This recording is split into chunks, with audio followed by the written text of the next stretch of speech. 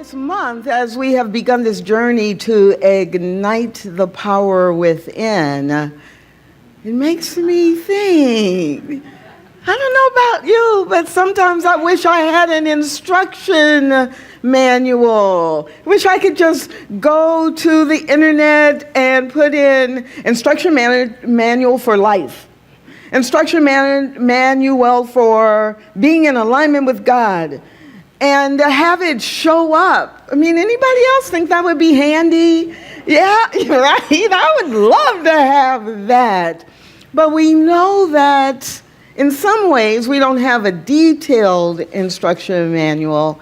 But these first 4 chapters, the introduction within the Science of Mind textbook, in many ways is the instruction manual, the summary, the introduction to the guide that allows us to really understand how spirit works and how we can work with it. So this month, we have been focusing on that introduction, those first 4 chapters. The thing itself, what is God? How does God present itself? What is the meaning of God's Spirit?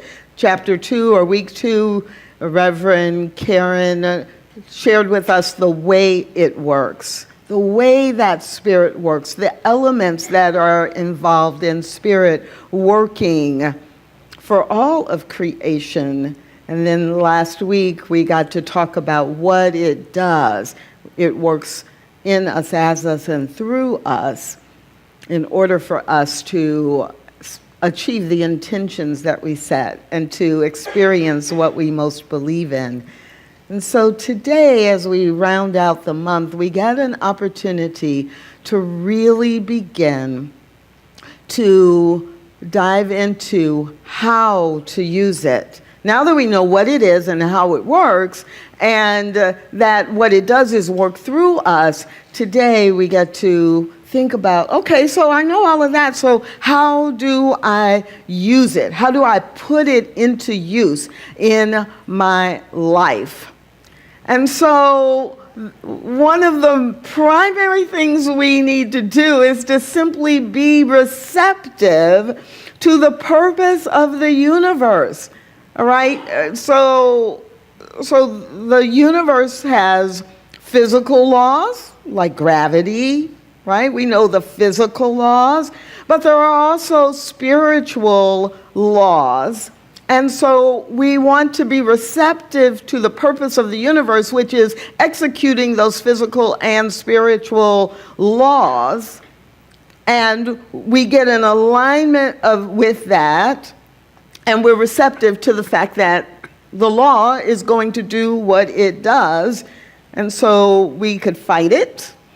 We could pretend that we could make up our own laws. And sometimes some of you are like me, you decide you want to make up your own law. This is the way the world should work. This is what should be happening. I would love my life so much more if everything would just change. You know, floating in space without gravity might be really good. It could be fun. But gravity still exists because it is a law. So in the spiritual realm, it's the same thing. I need to be receptive to the fact that the universe has laws and it has a purpose. And I want to receive in alignment with that purpose, with those purposes. Ernest Holmes says, if you wish to use this power, then you must believe that it actually is there, that it exists, and then make yourself an instrument for its action. So many of you have heard us say, there's a power for good in the universe. It is available to all, and we can use it. There is a power for good in the universe. It is available to all, and we can use it. So if you really wish to use this power, you've got to believe that it exists. And then make yourself available for an instrument of its action, because it is acting all the time. And so if you allow it to, it will act through you.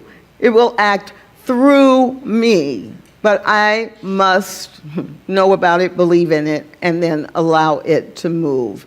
So we can make ourselves an instrument for its action. Now think about that, an instrument for its action. So you've experienced just this morning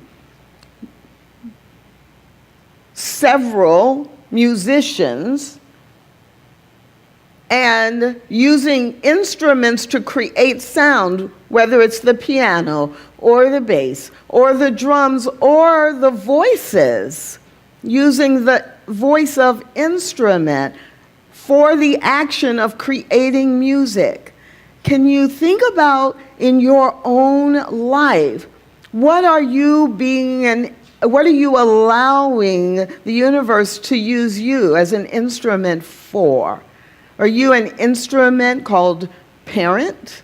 Are you an instrument called business owner? Are you an instrument who is an artist, who is a writer, who is a teacher?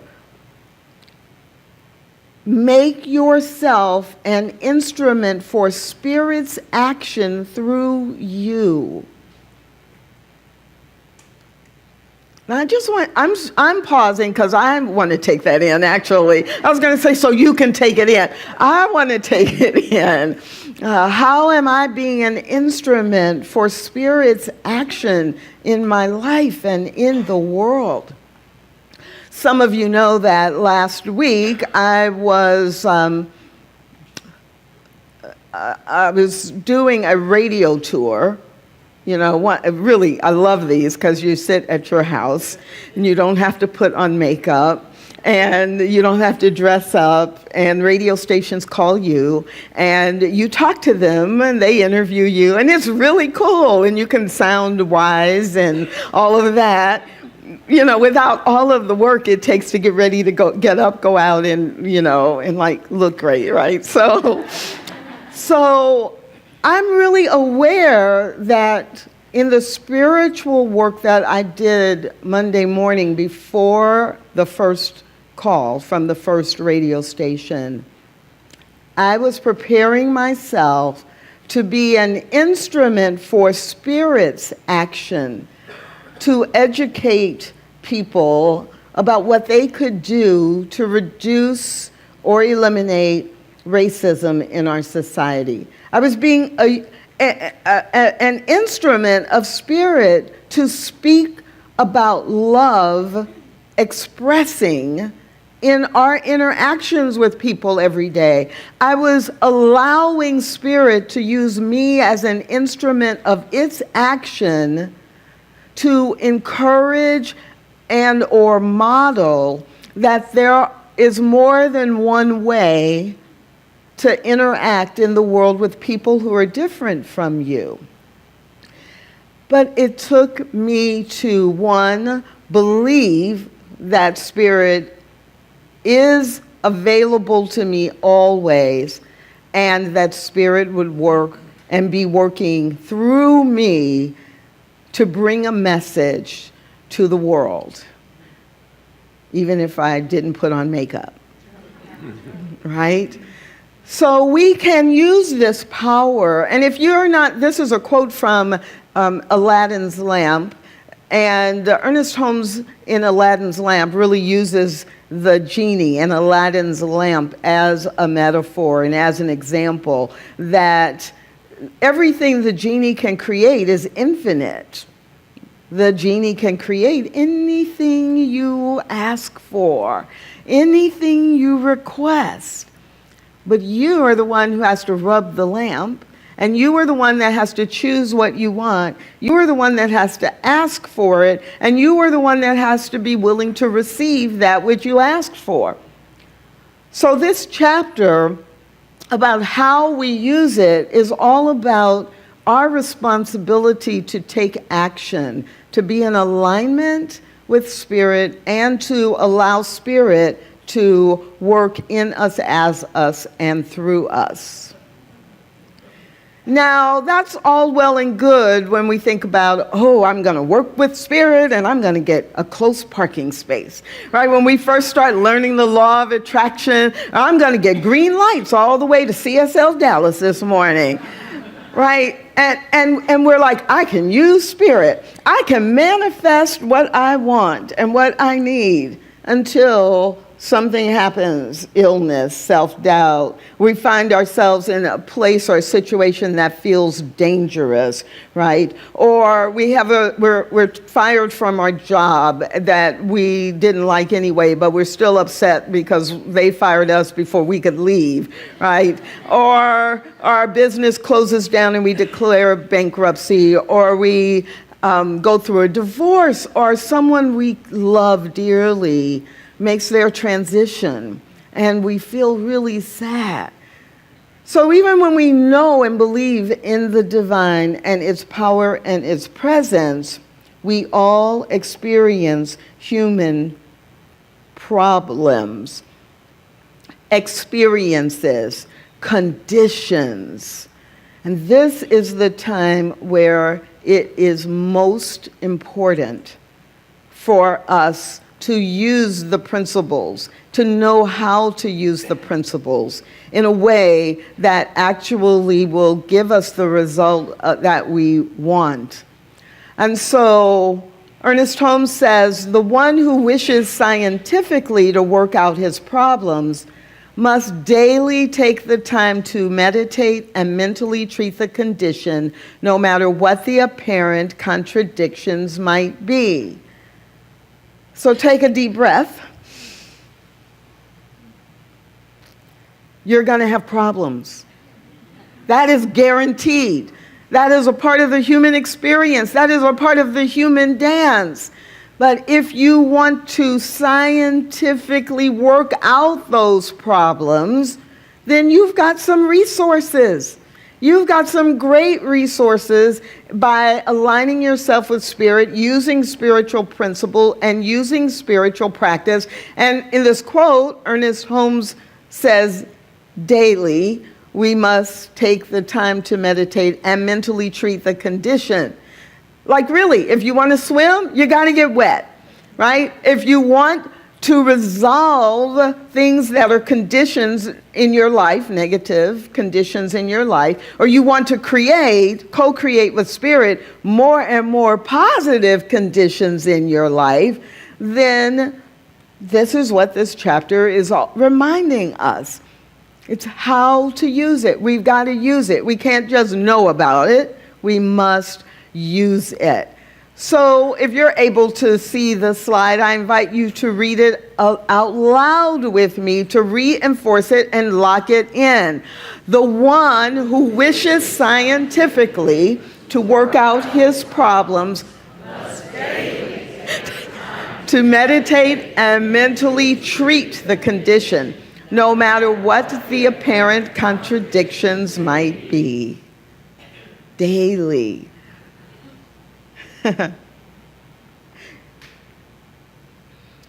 Earlier this week, I got a phone call from my nephew's partner explaining to me that my nephew had a cold a week and a half ago.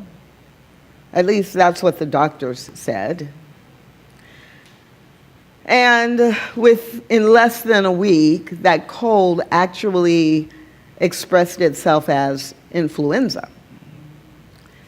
And my nephew's partner was calling to tell me that my nephew was in the hospital, medically sedated, not responding, on a respirator, and things were, in his words, not looking good. And we had a conversation about that. And I think most of you would agree with me that in the moment that you get a call like that, or you're in a conversation like that, or you're in that situation yourself, it feels like it's a problem. It feels like it's a big problem. Notwithstanding what we teach about the eternality, immortality, and continuity of the individual soul, In that moment, there was fear. In that moment, there was sadness. In that moment, there was anticipatory grief. In that moment, there was a desire to ask all the questions. Did you ask the doctor this? Have you done this? Have they tried this? And to be in my brain, in my human brilliance and genius, you know, if I just ask the right question, get the right answer, tell them the right thing to do, have him go and hold Corey's hand and, you know, and tell him this, this, and this. That was happening. But I knew that what I really needed to do was take the time to meditate and to mentally treat. Now, if you're relatively new to science of mind, you may not know that when we say treat, we are talking about the way that we pray, that we use, one of the ways that we pray, that we use an affirmative prayer process called treatment. And we believe that spiritual mind treatment is just as powerful, if not more powerful, but it is just as effective as anything we think about as a medical treatment. If something is happening in my life and in my physical life and my doctor says, I want you to take this medication 3 times a day for the next 30 days, I am going to take that pill knowing it is a resource to help my body come back into alignment with its wholeness.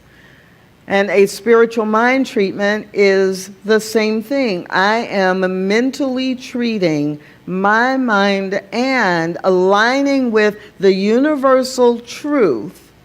So I am treating the condition with the powerful truth, expecting the truth to reveal itself in ways that I can recognize. So a treatment is, as Ernest Holmes describes it, it is a statement in the law that is always present, always working, never takes a vacation, never turns its back, never looks away, never says, "Oh, Michael, I hear you, but you know, I'm on my lunch break right now, so come back in about an hour." So a treatment is a statement in the law embodying the concrete idea, what we want to realize or see. Embodying the concrete idea of our desires and accompanied by an unqualified faith that the law works for us. You finish it. The law works for us as we work with it. That is what we are doing when we are doing a spiritual mind treatment. We are treating the condition with the medicine that will heal it, the truth of God, the values, the qualities, the attributes of spirit that are really always seeking to express, and we are having the law work for us because we are working with it. Does that make any sense? Has anybody in here experienced that in their own life? Using treatment. And so if you're not familiar with treatment, there is a process. And just a reminder for those of you who have taken a class or maybe have been exposed to spiritual mind treatment, we describe treatment as a prescribed step, 5-step process where we first recognize the power and the presence of the divine. We recognize the wholeness of spirit. We recognize that there would be nothing without spirit. It is a recognition of the perfection of God. Then we align ourselves with it, or we actually unify ourselves with it, knowing that because spirit has created each one of us, there is nothing that can separate us from that which created us. It's like the DNA of spirit is our DNA, and we're individualized expressions of it, but our spiritual DNA is what is the foundation of who we are. And realization is realizing, describing what will be realized when this condition becomes subject to the power of the divine. What would that look like? What would that feel like? How would my life and how would the world be expressing? And then we claim that as true now and describe it as already done. Because we know there is neither time nor space in spirit. And so it is already done in spirit, and spirit will deliver it as we describe it. And knowing that that is complete, then we offer thanksgiving. Some people say, okay, I'm going to be happy in advance. But yes, I know, I am so sure I have described this so concretely, so powerfully that it is done. And for that, I am grateful. It is already done in the mind of God. It is spontaneous, and it cannot be, there can be no delay because there is no time nor space in the mind of God. And so I give thanksgiving for it, and then I release it and let it go. For some people, this is the most challenging step of all. You know, let me tell God what I want and how I want it and how I want my life to be fabulous, fabulous. And you know, I'm ready to change jobs. And so I want my next job to be with people I really, really enjoy, and I get to use my talents and skills. And I'm describing all of these things that are true in my next place of employment. And then I call Marcia Boone on the phone and I say, you know, I'm so sick of this job I'm in. My boss, I just really don't like working for her. And I had to work 60 hours a week last week, the last 2 weeks. And that's just too much. So I'm not releasing the power of my treatment into the world. What I'm releasing into the world is my complaining about the job I have, and I am staying attached to it. So I am not releasing it and say, Spirit, bring me this new job, bring me new people, because I forget. And I stay right in here, or I have done my treatment for this new job, this new employment situation. And then every day I am, instead of releasing it as done, I am doubting. I am not really believing that it can happen, even if I don't verbally articulate the opposite. So when we release, it's not I release and then go back to what I was doing. If the treatment, if I am doing a treatment, then I know it is working, and I live my life in a way that demonstrates that I know it is going to demonstrate in my life.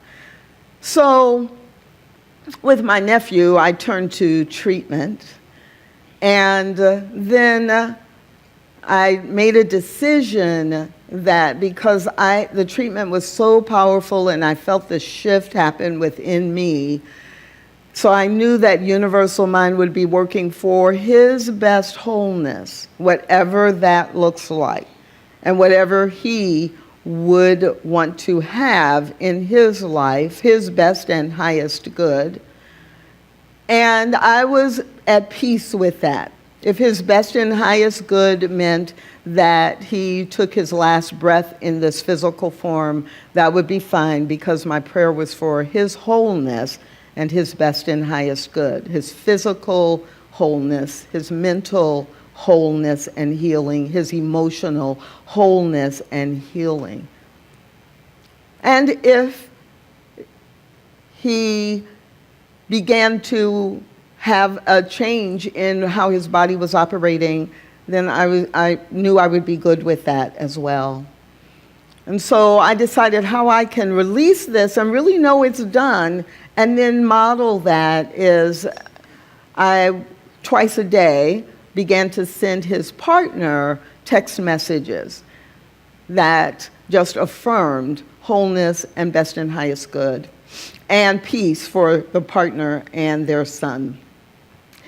And lo and behold, a couple days later, he actually amazed the doctors and began to have some function where he wasn't having any function before.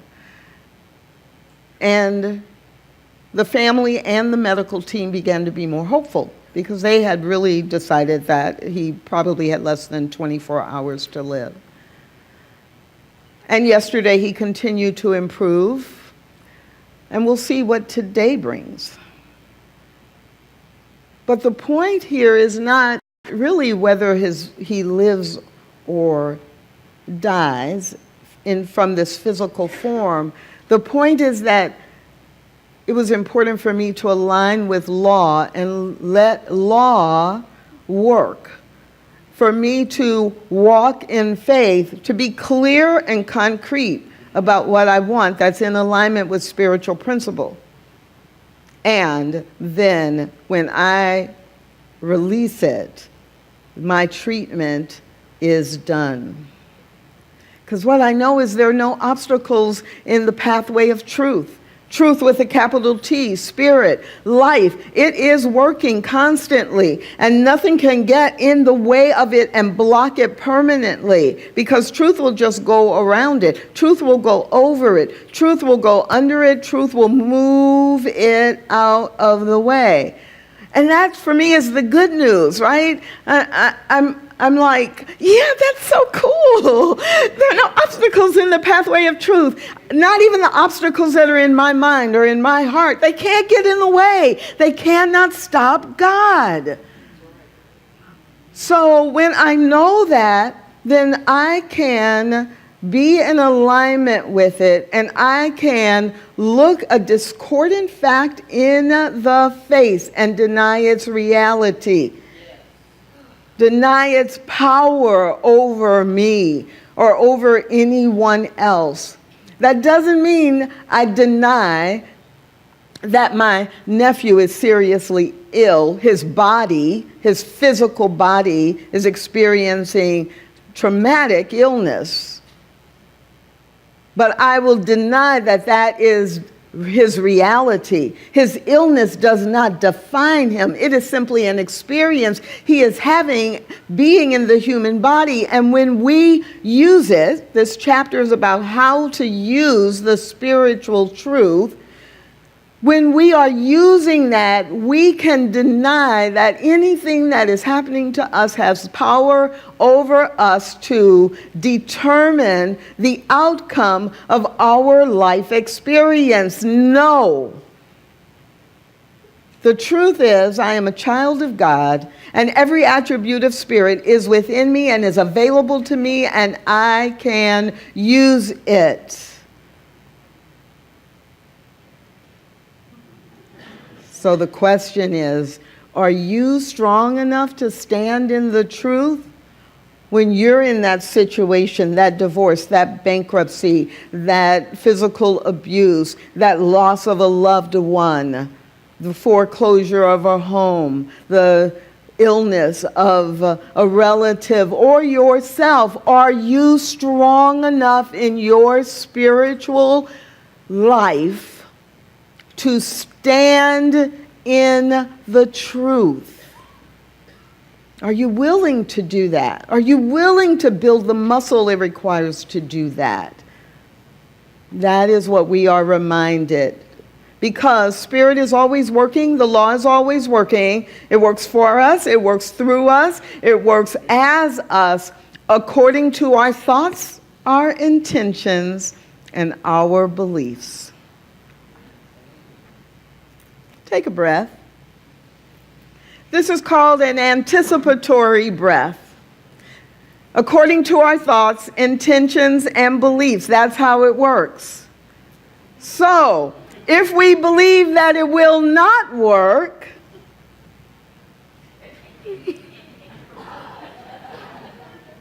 it actually works, because it gives you what it is that according to your belief.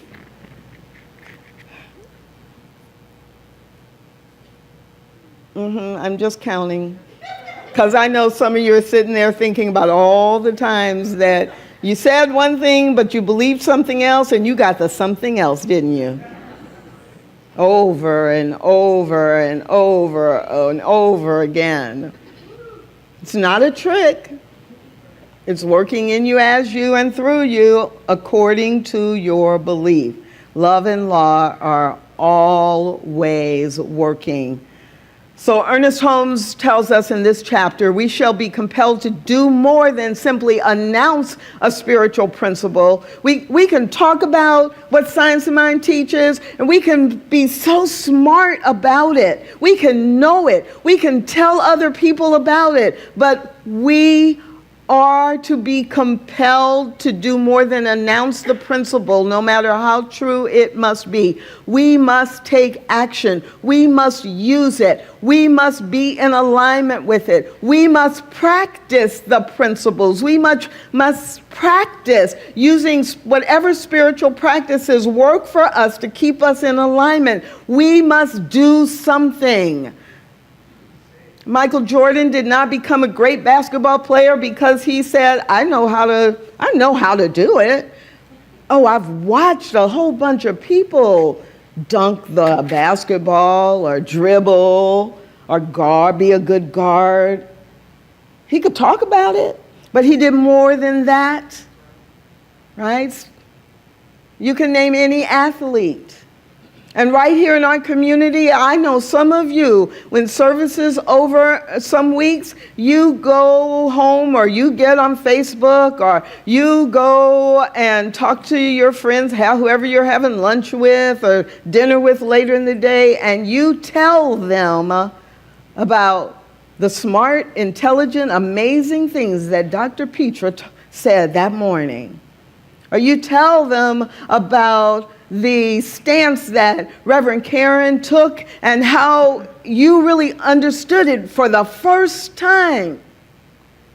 But the real thing is, are you doing the work? Are you applying it in your life so that your friends and your loved ones learn about it because they see it working in you and as you in your own life?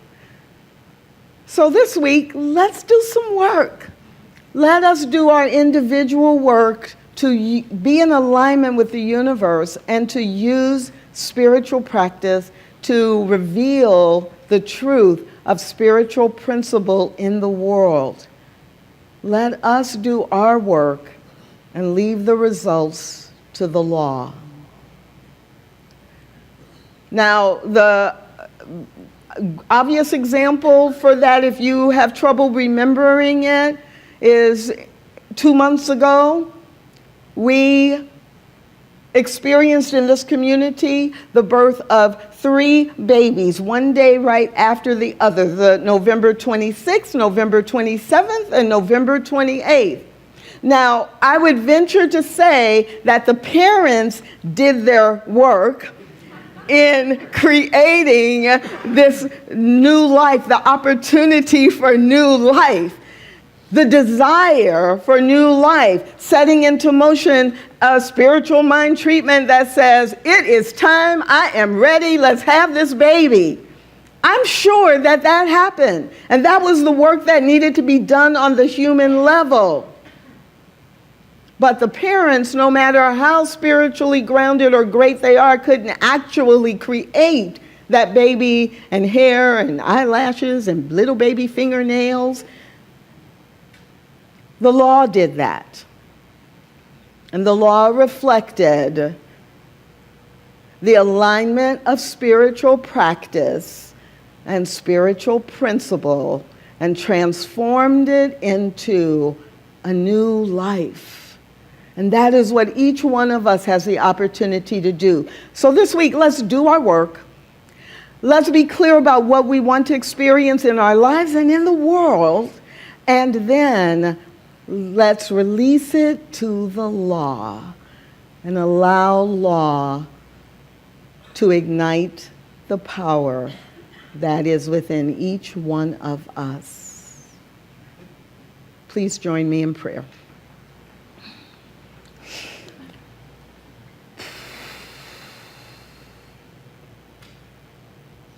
in order to ignite the power within. We begin by recognizing that there is a power. It is a power that is the creation, the creator, and it is the power that experiences life as each creation.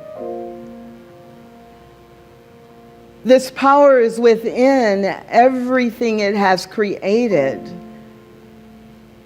and each one of us present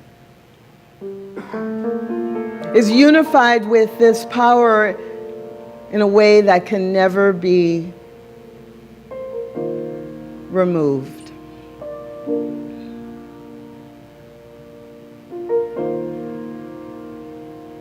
And so recognizing this power and uniting with it allows us to realize, to declare, to affirm that which we want to experience, because we have free will and we are able to experience whatever it is we want to experience in our individual life and in the collective culture. And so right here and right now, let us recognize that harmony, joy, love, peace, wholeness, wisdom, intelligence, all are ready to express. That the abundance of spirit is abundantly available, and there is nothing that can block it except our own disbelief or our own turning away.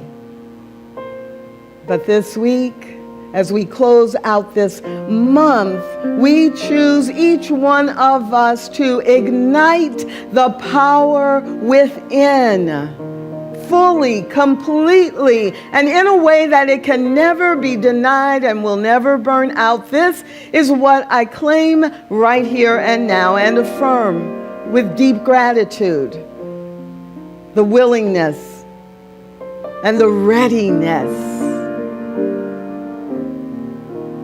to be the expression of spirit in the world. From that place of gratitude, I simply release, allow, let it be. And I invite you to anchor that with me by saying, and so it is.